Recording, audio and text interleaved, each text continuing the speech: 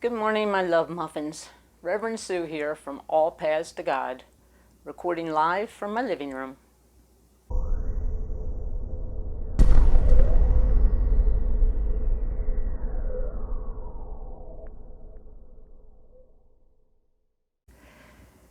And it is now, week 12, I believe we're up to since we've gathered together face to face. And for those of you that didn't see it in our Facebook page or get the email, we're going to have our first Zoom meeting today at noon. We're going to start doing that Sunday at noon. All you need to do is copy and paste the link that's on our Facebook page or just click on it in the email.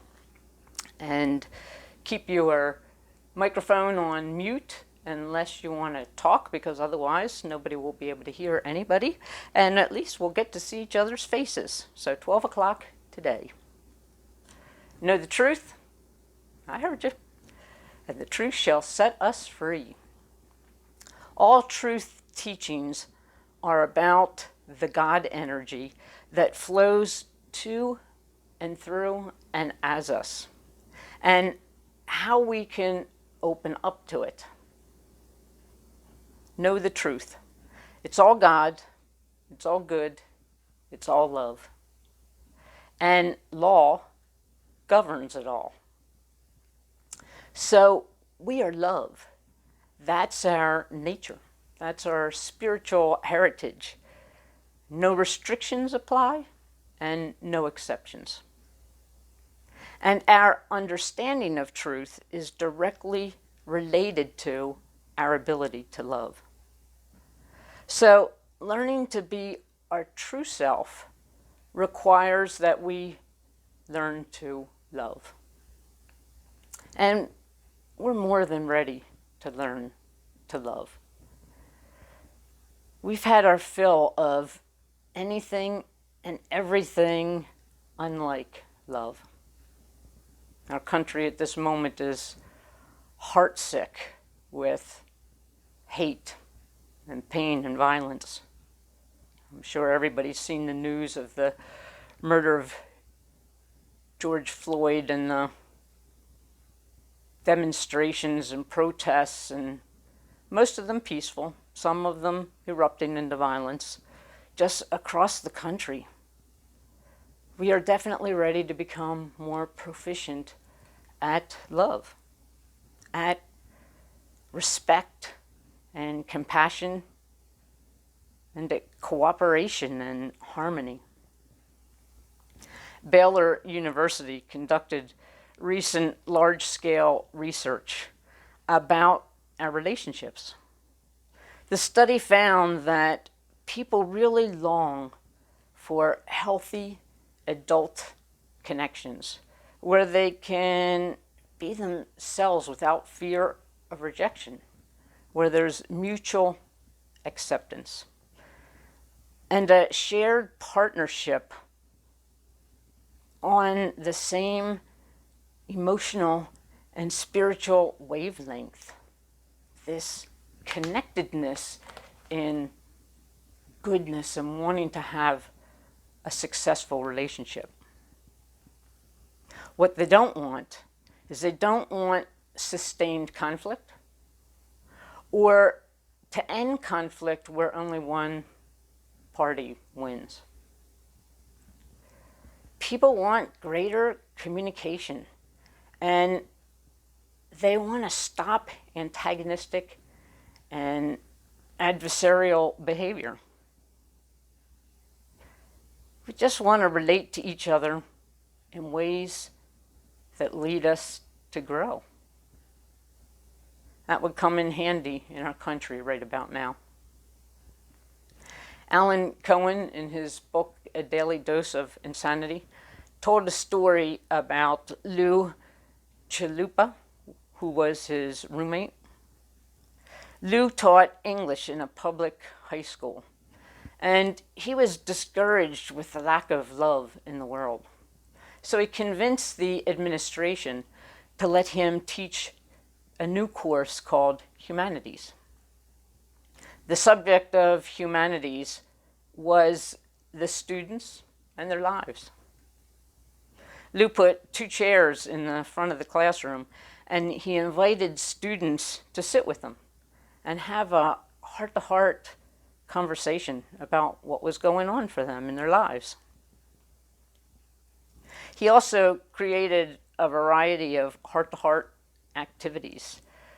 One of the favorites that Alan described was a Halloween activity where he invited a group of senior citizens to come attend his class and asked them to dress up as teenagers, and then asked his students to dress up as seniors. Ways to connect, activities that join hearts. Well, this humanities class rapidly became the most popular class. Lou gave up teaching English and taught 6 humanity classes a day. And they soon needed to hire and train 2 more full-time teachers. No doubt we are ready to learn how to love. Love, it does a body good. But just because love is our divine nature doesn't mean that it comes naturally to us. We've developed too many interfering habit reactions to people and circumstances. And our habit reactions have proven to have a toxic impact on our relationships and on our personal well-being.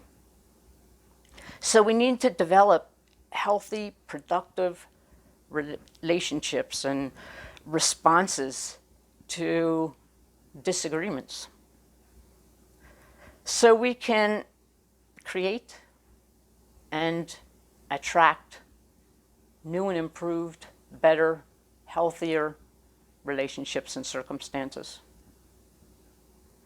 If we want the world to be a better place, I heard you all the way here, we need to be a better person in it. Meaning we have to be more aligned with the truth of who we are.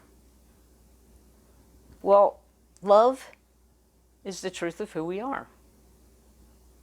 But law is the unlimited power to think and feel and act otherwise. And when we do, when we think and feel and act less than or other than love, our hearts grow cold and they grow hard. They grow armor around them. Because unloving thoughts and feelings and acts are so painful, they're unbearable. And actually they would have to be, because they're the most vibrationally, experientially opposite to the truth of who we really are. So when we're acting in unloving ways, it conflicts with the internal urge and sense of God and grace and good and love. Know the truth, and the truth shall set us free. So to know the truth is to love.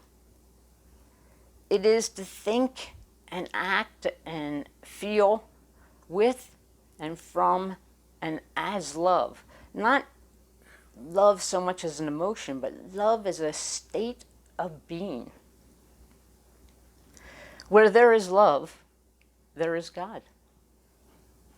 Where there is less than love, well, there's the defeat of God, the defeat of grace and good.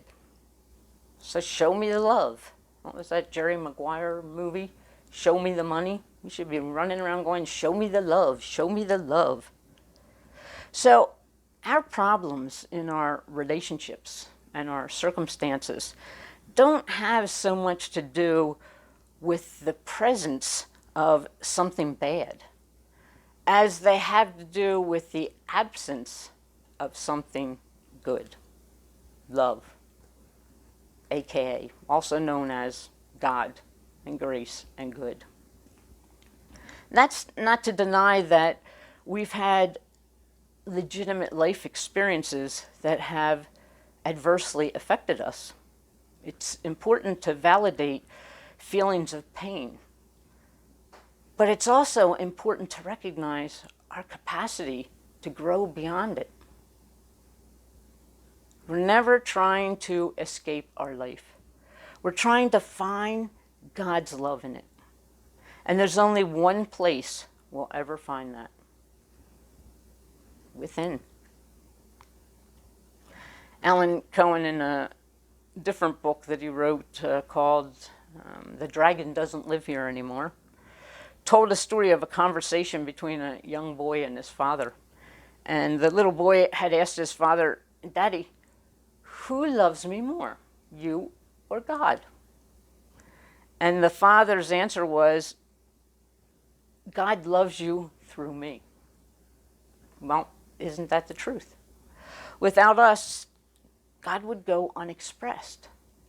God expresses grace and goodness and love through us and as us. Through us, through us, through us, through us. That's where God and grace and love flow. And if we want to open to that flow, so that we might have life, and as Jesus said, have it more abundantly, so that grace and good and love flow through our relationships and into our circumstances, we must soften our hearts. We must chip away at the stone wall that we've built to armor it. We've got to melt the ice that has been forming there in an accumulative response to hurt and irritation and frustration. I came across this picture when I was doing a little research for this sermon. Yes, the cold and hard heart. Well, I imagine that that's what many of our hearts look like, that we've built this wall around them. Thus the proverb 4:23, keep thy heart with all diligence, for out of it are the issues of life, are the issues of our relationships and our circumstances. What kind of relationships and circumstances do you think that heart attracts? Can they possibly be peaceful and loving and joyous and harmonious with that much hardness around that heart?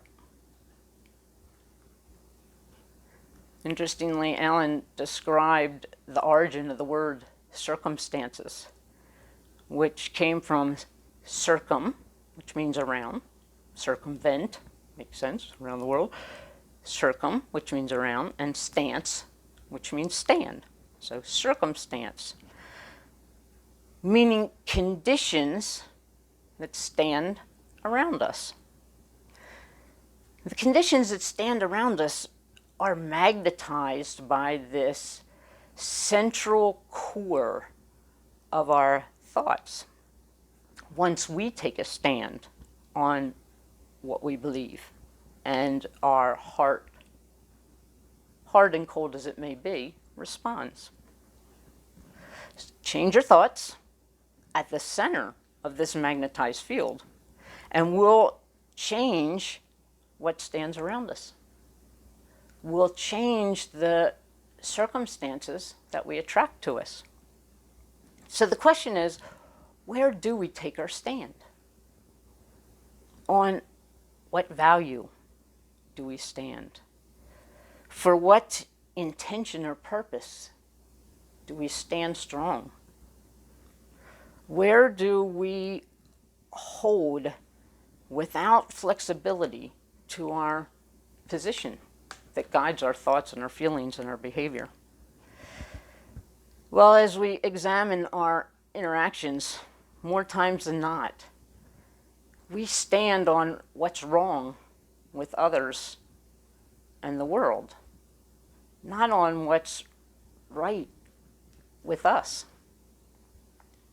And we'll never chip away at the stone around our heart, and we'll never melt that ice that's around our heart. We'll never soften our hearts and live from and as love by finding faults with others instead of finding the truth in us. How could we? Rather than knowing the truth that'll set us free and taking our stand with God, who I fondly call Sparky, the spark of life, instead of taking our stand with Sparky, we're taking a stand in being snarky. And y'all know what snarky is. It's that tood that we get when we're totally confident in our rightness, the rightness of our opinions, the rightness of our facts. We get dramatic, and we get sarcastic, and we get judgmental, and we get critical. And we talk in an irritated and condescending tone of voice, in an argumentative position. And we get righteously insistent that our point of view is right. Or we do the reverse and react with the brooding, blaming, fault-finding, silent treatment, and we sit in our righteousness.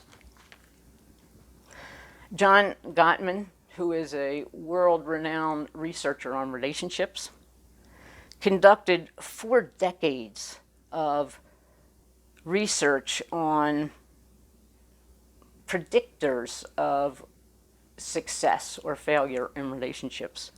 And the overall conclusion was contemptuous behavior, aka also known as snarky behavior, sarcasm, criticism, nonverbal stuff like sighing and rolling our eyes, and is the #1 predictor of failure in relationships. Overt negativity in our words and in our tone of voice, in our gestures, is the #1 indicator of failure in our relationships. I remember when I worked in residential treatment and I was being trained as a psychotherapist, we focus obviously a lot on communication skills. And I remember the statistics that I found very surprising, which was when we're communicating with people, the meaning that they take from what we say. 55% of the meaning that they take is from our eyes and from the expression on our face. 38% is taken from our tone of voice. And 7% is taken from our words. Now imagine that. Only 7% of what people take away from our communications with them have to do with the words that we speak. The rest is about the delivery. And I remember learning all the different physical body positions that were comforting or threatening, or because I worked with a very explosive population of people. Remember, you always had to angle your body because to have a full front approach was very threatening and combative. And for some reason, research shows that if people can see the palms of your hands, that's less provocative and more comforting. And so I can remember talking to people and always being sure that I was positioned just so, and thinking about my eye contact. I mean, what you think about it, if you ever talk to somebody who has a pair of those mirror sunglasses on, it's very disruptive to having a communication with them because you can't read their eyes. And we all know how we react to people's tone of voice.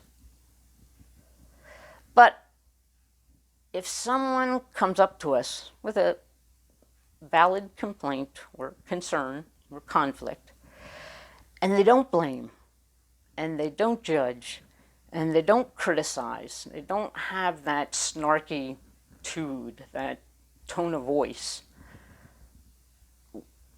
we don't feel attacked. So our defensive habit reactions don't get triggered.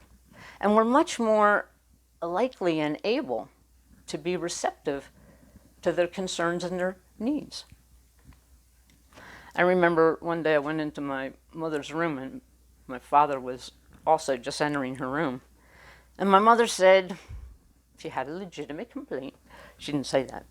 She said, I don't know who is the lovely angel who is trying to help me, but they keep moving this little table back against the wall.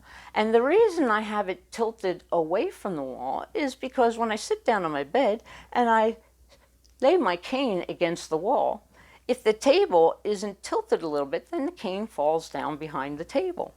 So I so appreciate the little angel for trying to help me, but this is why it's askew. And it was obviously either my father or I who moved the table every single time we went into the room. And she's absolutely right. We were doing it as a gesture of kindness and to help. But can you see how that delivery can't possibly trigger agitation and anger and defense mechanisms? There's no criticism in it. There's no judgment in it. Yes, there's a complaint. Yes, there's an issue. There's communication to educate about what the needs were, the concerns were, the request was, but delivered in this kind and loving fashion. How can it produce anything but cooperation and harmony? Now, imagine if this is the way we communicated when we registered that things were not going our way, were not the way we liked them, when they annoyed us or irritated us. Snarky and love are mutually exclusive. We say we love people even as we're being critical and judgmental, and, well, and the whole of the picture we may love them. But we can't pretend that that is consistent with being this state of love that's the truth of who we are. It is simply a reflection of this toxic habit reaction that's built up over the years because of our own frustration or hurt. We need a softer heart to grow and express love, regardless of whether or not we face tough relationships and circumstances.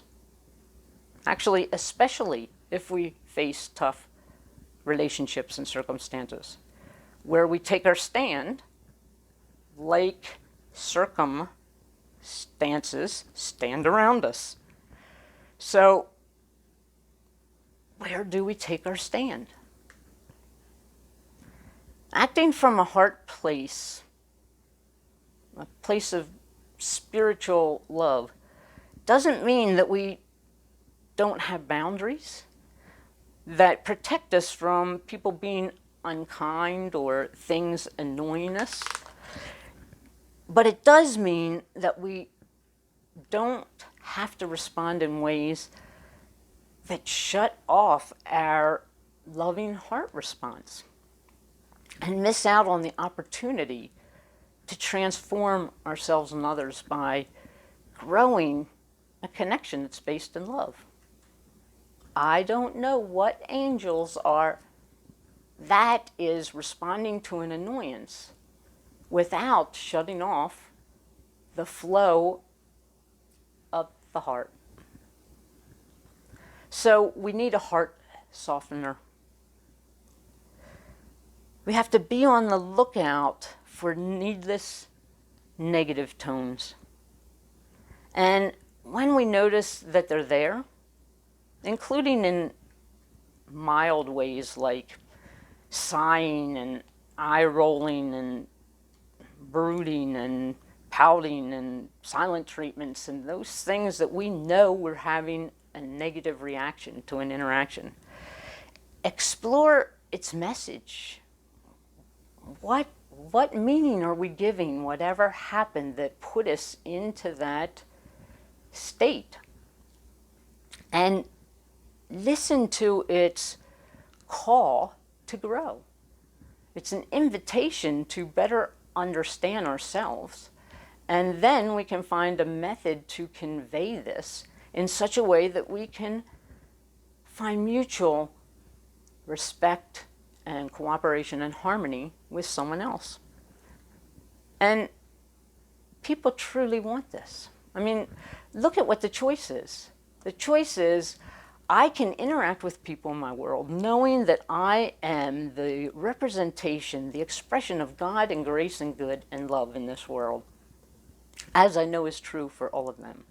And that anything less than that is just the result of our mislearning, our not knowing, our developing ineffective coping mechanisms to protect ourselves and our hearts. And